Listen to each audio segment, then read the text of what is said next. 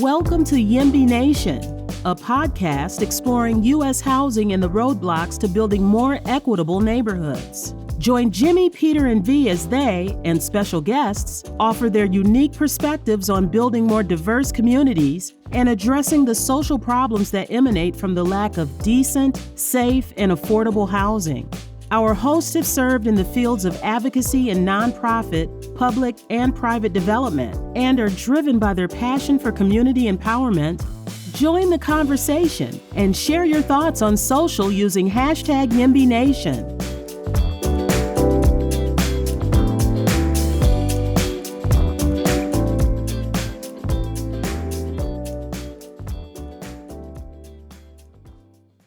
Hi, my name is Vicentia Adusai. I am one of your co-hosts, along with Jimmy Miller and Peter Wood. This is our fourth episode of YIMBY Nation. Today, we are pleased to have with us Bruce Two Dogs Bozsum. Mr. Bozsum is the president of 8 Paws NDN, which is a native gaming consulting firm. Mr. Bozsum was first elected to the Mohegan Tribal Council in 2004. He served for 8 years as the chairman of the Mohegan Tribal Council. During his years as a chairman, Mr. Bozsum helped to secure refinancing for Mohegan Sun. He was involved in the expansion of Mohegan Sun brand with Pennsylvania, Atlantic City, Washington State, Massachusetts, and New York. Mr. Bozsum is an appointed ceremonial pipe carrier. Welcome, Mr. Bozsum, or as I like to call you, Dogs. We are very honored to have you join us today. Thank you, V. It's an honor to be with you all today. Give us a quick 3 to 4 minute summary about the history of the tribe in Connecticut and how you came to operate Mohegan Sun. I think our listeners will find that very interesting. Okay, it is a great story. It's an old story. Up to 400 to 700 years ago, back when we settled here in this Quenantucket, we called it, tidal flowing river area, us Mohegans settled in. And there was conflict back then. There's conflict all the time everywhere, right? And we had a great chief, Uncas, who I'm a descendant of 13 generations. And his plan, which he passed on to all of us, it's in my blood for some reason, to do what he did, and every leader since then, is to avoid conflict, avoid all conflict. Communication was our greatest source of survival, working with everybody and not fighting. And we did a lot of that. That's what got us to survive 13 generations from him. And we will be here 13 generations going forward. It's a long running relationship we've had with everybody in Connecticut. And we've always sat down at the table and discussed things before we had any decisions that were being made. And then when in 1988, when the IGRA was written, the Indian Gaming Regulatory Act, tribes around the country were allowed to have gaming. And Connecticut finally slowly got on board with it. And we got our federal recognition from President Bill Clinton in 1994. He made that call and finally recognized us as a federally recognized tribe, which is what you need to get into the gaming business and have your land put in trust. Not so much get in the gaming business, but just put your land in trust.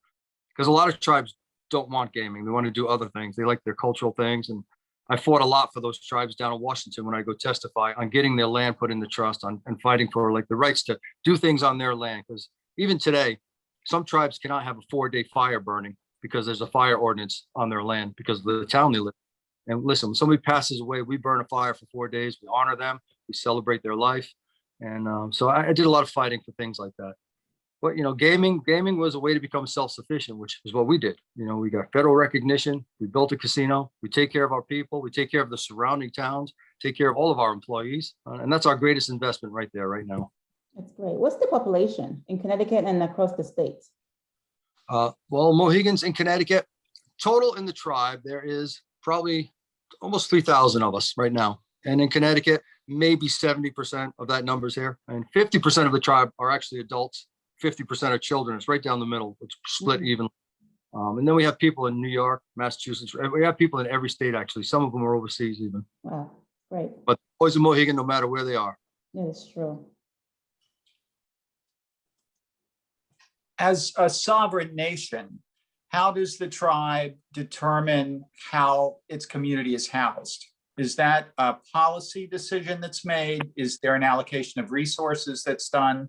How does housing work in a sovereign nation, or at least in this case, in your nation? Yeah, so in our nation, it's different everywhere. We were sort of landlocked. We didn't have a lot of land. Most of it was taken away from us a long time ago. So we were down to half an acre. And then during the federal recognition process, we got some land put in trust. We had to purchase the old Trading Cove area, which was ours to begin with long ago. Some of Fort Shantok, our burial grounds. And we used the land for other things like the gaming and some of our power plants and things like that. So we didn't have a lot of land to build housing for everybody. We did housing for our elders, 36 units up at Fort Hill Farm. So our elders live up there. They're all subsidized. It's a beautiful facility. They have a nurse on call all the time living in the building. So, our elders are very important to us. Without them, we won't have the history. We won't know the history as well because they're the ones who tell us the story still today. So we take care of our elders. And then we have some other small parcels of land where we have some houses that we bought that were contingent to our property. So we had to purchase those homes. And some of our tribal members move in there and, they pay to live there, not what they would pay on the outside because we try to take care of them. Our tribe, we pride ourselves on not handing out a ton of money to all of our tribal members because we want some self-sufficient Mohegans in our tribe. So we have our education, our health, and our welfare of the tribal members covered by the tribe. That's where our money's invested. That's the greatest investment. It goes right back to every tribal member can go to college wherever they want. Wow. We help pay for it. No matter what age you are, you could be 80 years old and want to go for a master's. It's going to be taken care of. And we have doctors, we have lawyers, we have scientists, we have, you name it, police, everything in the world. We have somebody doing something. And our education right now, we're running at about, I think it's about 92% of all of our tribal members go to continue their education, which is great. 92%. Wow. Yeah, that's a big number. And that is our proudest achievement right there. That is true. So housing, we don't have a lot of land for housing. We wish we did. I mean, maybe someday we'll have a lot more land we can buy. We're just about at our limit of land and trust. So we'd have to pay tax on other land if we purchase it. We're only allowed up to 700 acres. And we're pushing that pretty close right now with what we have. Because we did want to preserve our burial grounds, Fort Shantok, where we lived back hundreds of years ago. And that's a big piece of land right there. So let me ask you, given the fact that there's a huge problem of affordable housing in Connecticut and the rest of the country, given the way that you share your wealth, do you have a housing affordability crisis within your community? We do not. Tribal members, everybody everybody works, buys a home, they live somewhere. We do give a lot to the community. So we don't only just help Mohegans. We reach out to our surrounding communities. Those are the people we grew up with. So anytime we can help somebody with housing, we step out and we help them too. But we personally, I don't think of the tribal members as having a problem. Is the tribe also looking to expand outside of the reservation? As far as gaming or other things? As far as housing first, then gaming. Well, yeah, we talk about that. We do have a property that we bought behind our government building. There's about 300 units over there. We purchased that, Crow Hill Apartments. So that we leave open it's affordable housing. Yeah, that is actually, you know what? It is affordable housing. So we have employees living there, non-employees. It's just a rental place that we have. Mohegans actually live in there too.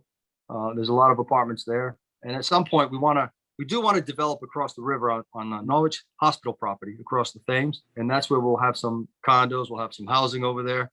We've thrown around a lot of ideas what to do over there. There's a lot of land over there. So housing is one of the things we wanted to build over there. Do you find any resistance? And one of the theme of this podcast, Yambi Nation, yes, in my backyard, but then you have the opposite, which is NIMBY Nation, not in my backyard, which is the pushback from locals not wanting anything new, housing, especially coming into their backyard. Do you face that into expansion? Yeah, we face that with everything we do. Mm-hmm. Most companies do, whether it's housing or a restaurant or could be anything. You're going to get resistance from the locals. But at the same time, most of the people that know us in our community know that we're going to do good things. We're not out there to make ourselves rich like that. We want to help everybody. Of course. Now, you mentioned, I think before we were recording, that the sovereign nation here is made up of about 3,000 people, of which about half are children. Do you have your own local school system that is independent, that you operate, or do kids go to the local public schools? Yeah, so our tribal nation, we're spread out all over Connecticut, like I said earlier, and they go to their local schools wherever they live. We don't have a school on our property. Hopefully in the future, we have all these things, but it's a big expense too. We're one of the first gaming companies that actually put an employee center on our reservation for all of our employees before we even built a community center for our own people. So that's how our focus is helping those who help us. Mm-hmm. We had an employee parking. No other casino has done this until we did it. Employee parking, bank, gym, computer rooms, grocery store, pharmacy. It goes on and on and on. So that's, back to how the question started. That's taking care of our family is how we look at it. And not just Mohegans, but anyone that's connected with us is family. That's amazing. We've had, as you know, COVID-19 has had a devastating impact on Connecticut and on the rest of the country as well. What has been the short-term impact of COVID-19, and what do you think will be the long-term impact of COVID-19 on your community? Right. Yeah. Different world, different time now, isn't it? Yeah, definitely. Well, like every place else, we shut down for a few months. We had to.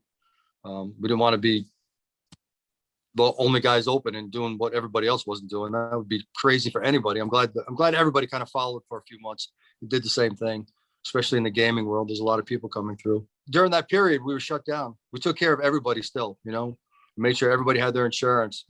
If somebody needed help, we reached out to them. And when we opened back up, it was a different world in the casino now. The gaming is about 50%. We have shields up between everybody at the table. Every other slot is open. So the revenues, numbers have changed, but that just gives the new leaders, the new chairman and everybody, time to tighten things up. It's a new world now. So things have changed down there, how things are done, what we need. That's a whole different world.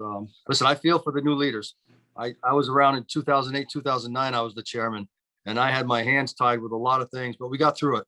We got through it by reaching out to all of our employees.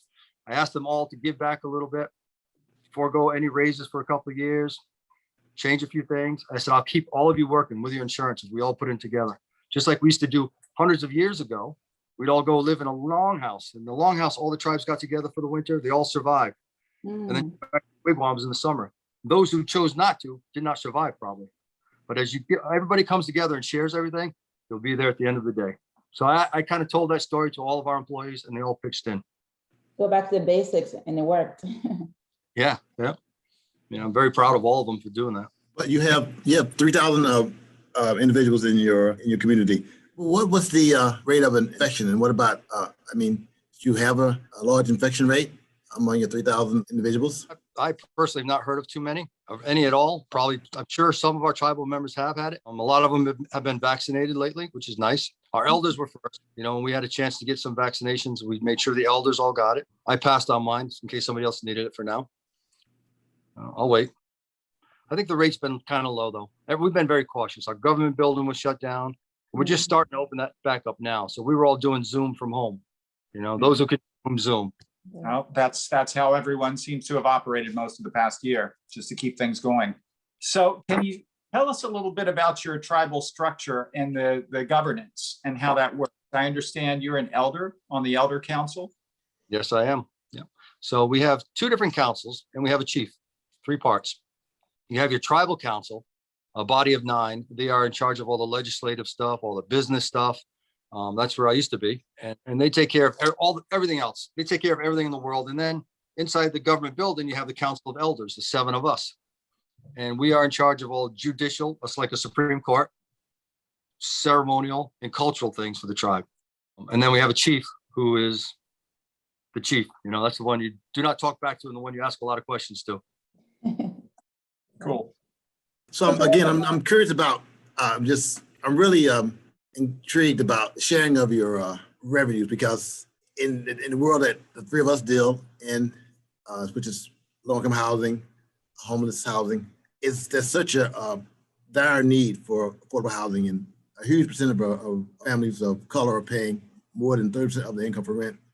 Many are paying more than 50% of their income for rent. And as you know, families in Connecticut are facing a huge eviction crisis. There's a moratorium on, it's been extended. The impacts of evictions and people having their houses foreclosed upon is going to have a significant long-term impact. I'm just really intrigued as to how you've been able to take your revenues and use that to help your families. And I'm just was wishing and hoping that all of us could do that same kind of revenue sharing. But in your community, if someone, I'm assuming that you're not having an eviction crisis either, right? No, everybody does. Everybody does. We have people that fall through the cracks too. You can't save everybody. Not everybody wants help either. So it's, to answer your question, I don't know the number. but I'm sure there is some situations, not everybody can afford what they had before, and listen, doesn't matter if you're Mohegan or you work for us or you're a friend of the tribe. Some people just will not talk about it. They'll just get through things. And, I hope everybody gets through it fine. We have some loan programs in our tribe for tribal members through some local banks. We try to help people that way. But again, that's not my world totally. I mean, I do know enough about it, but I haven't really heard a lot about it as far as people needing financial help for their homes and evictions or anything like that. But I will guarantee there's plenty of it. But if they did, they could come to the council, correct? Yes, they could come and ask for help. Okay. Yeah, and we do, we have some money aside, so we try to help everybody. We do our best. 99.9% of the time, everybody gets help. So your structure is very fascinating and it works. Why do you think the rest of the states are not following it? And I mean, the non-tribal. That's, I'll be nice. That's, different operation right there. Like we worked 13 generations. We plan. I used to sit in meetings with the board and we discuss things, businesses we want to buy or things we want to do. And it's like, we start talking about our great-great-grandchildren, how will this affect them? I used to speak at a lot of the conferences at the casino, and like Harley Davidson, Pepsi Cola, they were all there. And every time I told them the history of our tribe and how we look 13 generations ahead, took care of our people, all the leaders of these companies came to me and said, I wish we could be like that. It's just takes a lot, but maybe it doesn't. I don't know. It's all we've known. Yeah. It's all we've known. It's it sounds like you're such a close knit of a family. It's a tribal nation. Oh yeah. We all pretty much know each other, which is beautiful. We homecoming. Yeah, and that's a wonderful perspective. And I can see why other business leaders would look to you and have a lot of respect for that. I think from outside of a sovereign nation, people look at Native American communities that have gaming facilities and have been very successful and, generated a lot of wealth that way and think, oh, everybody must be rich. How do you manage that internally? Both, how does it actually work and how do you manage the perception from outside the community? Right. So it's not all profit. I mean, we had to borrow a lot of money to build what we have. Start the chart right here. Here's everything right here. And then pay the bills, pay the employees, pay the state, pay the other bills. At the end of the day, it seems like there should be a lot of money, but you know what? When you're running a multi-billion-dollar facility and you have a 5-year plan every 5 years to recondition everything in the place and you want it to look brand new, our investments back in the employees, back into the building, we put a lot of money into that, probably more than any other gaming company in the world. That's a fact. And that's, I've had to explain this to a lot of people along the road. A lot of conventions, like people questioning me on the street about that. They think we're all rich. We're not. No, we are not. And they may know about a tribe out west somewhere where there's 17 tribal members and they have a casino. Well, yeah, guess what? They're all rich. Guess what? They never went to college. Guess what? If it shuts down, what are they going to have? We did not want that. We never want that for our people. Wow. And what's the difference in ownership between Mohegan Sun Casino and Foxwoods? So those are our cousins, the Mashantucket Pequots. If you go back 500 years ago, we were one tribe. We were called Petaquac, disruptors, destroyers. And Uncas, who I come from, was a war chief, Sagamore, and Sassacus was the chief of the tribe. And they had a split right in the tribe between those two because Sassacus wanted war. He wanted to fight everybody coming to town. And Uncas said, every time we kill one person, they come kill 10 of us. Do the math. So that's split. We went across the river. Those who wanted to follow Uncas came to the west side of the Thames. Those who didn't want to stayed on the east side with the Pequots. They're our cousins. They have their business. They run theirs their way, and we run ours our way. Very good. Is it basically just sort of mutual respect that you operate completely independently, or is there any sort of ongoing connection between the tribes? Yeah, on the cultural side of things, we do a lot of things together, powwows, stuff like that, gatherings, getting together. Some of the business dealings in the state we have to do together because the compact with the state is it has to be approved by both tribes if anything changes gaming wise. So we have to gather when things like the casino up at Windsor was happening. We had to mutually agree on that. The internet gaming, we had to mutually agree on that. And as far as business, we watch each other. We have meetings. We talk about it. We don't share secrets back and forth, of course. But we don't try to stab the other one in the back either. We don't try to undercut. And is the Windsor Casino now permitted and resolved? I think that one went out the window. Okay. What about I think at one point you were thinking about a casino in Bridgeport? At the Well, harbor? originally when Dan Malloy was a governor still, the chairman of Pequot, Rodney Butler, and I, when I was the chairman, we met with him. We proposed building 2 satellite casinos, one near Bridgeport, one towards the Boston side of the state. Because what was happening was we were getting saturated around us. Rhode Island, New York, Massachusetts were popping up casinos everywhere, Pennsylvania, and that was taken away from Connecticut. And you have to remember, we give 25% of our slot revenue to the state of Connecticut every year, both tribes. So that was getting hit pretty hard. So we proposed building 2, one for them, one for us. Governor Malloy was okay with it. And then, of course, when he presented it to his people, there was an issue. And the next thing you know, they came up with, well, they can build one, but they have to do it together. I don't think that would have solved the problem that we were trying to fix for the state. We wanted to try to keep the money coming in for the state at the same time. That's how things happen. Interesting. Good. Thank you for sharing that. Are you still looking for opportunities for new facilities in Connecticut, or is most of your business now looking outside of the state? All right. So as far as Connecticut, I don't think we can expand, and I don't think anybody could make any more money in the state. So the internet gaming thing soon, that will help. That's out of the bricks and mortar. Everybody's online doing something. So hey, why not? We're like the last country in the world to actually do stuff like this. You go to any other country, they're all doing it, and it's $1 billion business. So we had money, billions of dollars here going overseas illegally until it was stopped a few years back. So hopefully that kicks off soon, and it's a success for everybody in the country. I think about tribes in like Montana. If there was going to be an intrastate, just your state, there's only 984,000 people living in Montana. So federal legislation is the way to go. So everybody has an equal share. Yeah, amazing. So we do look around. We have a management development thing we did for the college tribe in Washington State. We manage a casino down in Mississippi. We own Pocono Downs, which is in Pennsylvania. We're the first tribe to leave the reservation to do commercial gaming in the country. That's when we purchased that. Over in Greece, we're looking to do something over there. And South Korea, $5 billion facility we might be building soon, or we're in the process of building now, actually. So we're all over the world. We are worldwide Mohegans. Wow. Wow, exactly. I think that'll take me into my next question. Tell us something that might be working on that you think our listeners or us would like to know. As far as me or the tribe, because I got things going too. Tell us about you first, of course. I don't sleep. I'm up. My brain is turning all the time. Took a year off from the council, got reelected, and it's weird how I do things. Like my son was selling a laptop on one of the internet selling things. I'm not going to drop names, but anyhow, and he got mugged and almost killed. This was like 2.5 years ago for $100 steal. So I said, I'm going to create an app where it's safer to sell and buy, trade, sell the goods, services, whatever you want to do. So I created an app called InSales, and it's about to be launched. InSales, it's on all the app stores, and it's a safer platform because it's 99 cents to join, but you have to give information that's going to go through my company, not a lot of information like the town you live in, the place you work, photo of yourself, and a couple, 1 or 2 other small things. But that way there, if you ever do anything, there's a way to track you.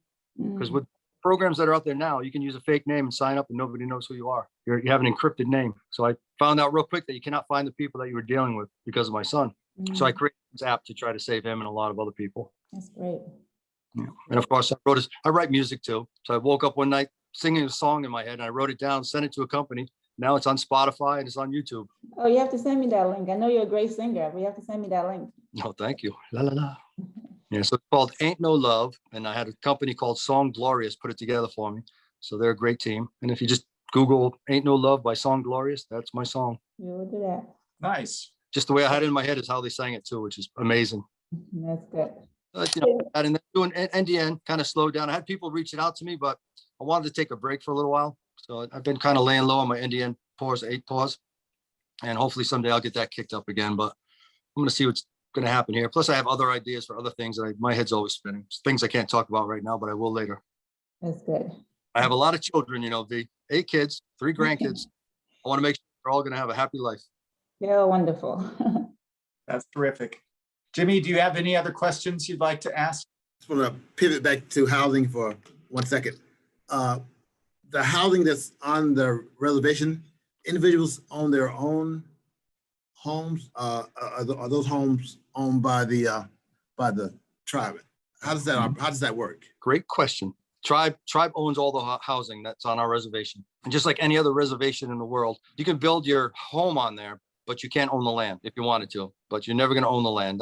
Land is in trust for the tribe. You can't sell it to an outside person. So what we have right now, we have the facility with our elders, 36 units that we built, the tribe. And then the houses that are on our property, we just rent them to tribal members. So basically everybody, land is on Elder Trust and improvements. I can own the improvement, but I can't own the land. Correct. That's why we buy the house. That's why we buy it, because it's easier for everybody. So if a lot of people have sold their land to us with their homes that were not Mohegans. It's land that we were looking for that was contiguous to what we had. And we gave them better than fair market price because of the inconvenience. Very smart. So you actually own the houses and they're rented to tribal members. Correct. We have our own housing authority. Yep. Or we have our own fire department, police department, housing authority, public works. We're like a city. We are a sovereign nation. We are a nation within the nation. Exactly. So the roads leading up to Mohegan off the 95, that was built by you, by the tribe. Correct. So when you come off of 395, that whole Route 2A expansion, that's something we did out of our pocket. Okay. Again, this is the town we lived in, and people right away were complaining about traffic. So we, the tribe, put that money up and did that expansion on Route 2A to get into Mohegan Sun Boulevard. That was not required. We didn't have to do it, but you know what? Did I want my cousins and my mothers and my friends and their families to be inconvenienced? Or did anybody in the tribe back then? No. So we took care of it. Did the state assist? As I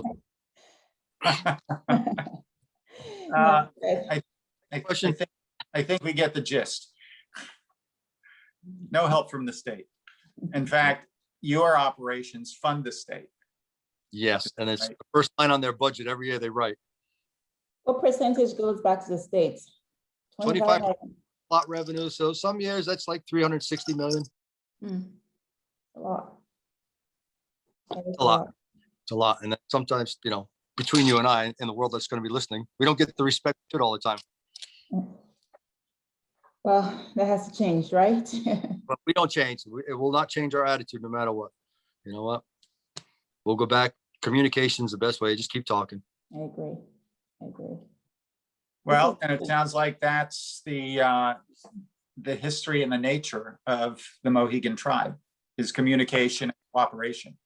It's been that way for a long time. And listen, it's funny sometimes because I see new leaders come in and I listen to them talk and I'm like, it must be in our blood because we all talk about 13 generations. We don't, we're concerned about today, but tomorrow, 10 years, 100 years, it's there. It's in us. It's in our blood. You're constantly planning ahead. Yes, always. Uncas wanted us to all be here forever. So every leader has that job. I wish all our leaders look to the future in that way. Yes, Me I too. agree with Peter. Our podcasts are intended to provide our listeners with access to policymakers, community leaders, elected officials, and others helping to build more equitable neighborhoods and stimulating conversation and activism. It's only through our collective efforts that we can effectively address the inequities in housing, healthcare, and education. It takes everyone doing their part, whether in organizing, advocacy, public or private sectors, to create equal opportunities for all, regardless of race or income. So before we leave, Docs, are there any thoughts that you would like to leave our audience to encourage more engagement in building a stronger community? Well, again, communication is the key to everything. Mm-hmm. Don't sit in your house and throw stones. Knock on the door. Knock on the door and ask questions. That's the best way to find out what's going on and be part of it. That's the best advice I could give right now. But knock on the door wearing a mask. Yes, in my backyard. It's a world we live in, and it's just the way you look at it. It's how you treat it, and we've always treated it well, and we want to be treated well, just like everybody else wants to. I think at some point the word will get out and the world will change. It'll be a better place. Well, this is great, Docs. Thank you so much for taking the time to hang out with myself and my co-hosts, Jimmy Miller and Peter Wood. We're very honored that we're able to have this chat with you. So thank you. Thank you. It was an honor and pleasure to be with all of you. Thanks for joining us and listening to today's episode of YIMBY Nation. Continue the conversation in your communities and on social using hashtag YIMBY Nation. Connect with V at www.vaseconstruction.com. Connect with Jimmy at www.sincereconsulting.com And connect with Peter by searching Collaborative Development Consulting on LinkedIn.com. Please leave us a rating and review on your favorite podcast platform so we can continue helping communities thrive. Email us at contact@yimbynation.com or visit the podcast website at www.yimbynation.com. Until next time.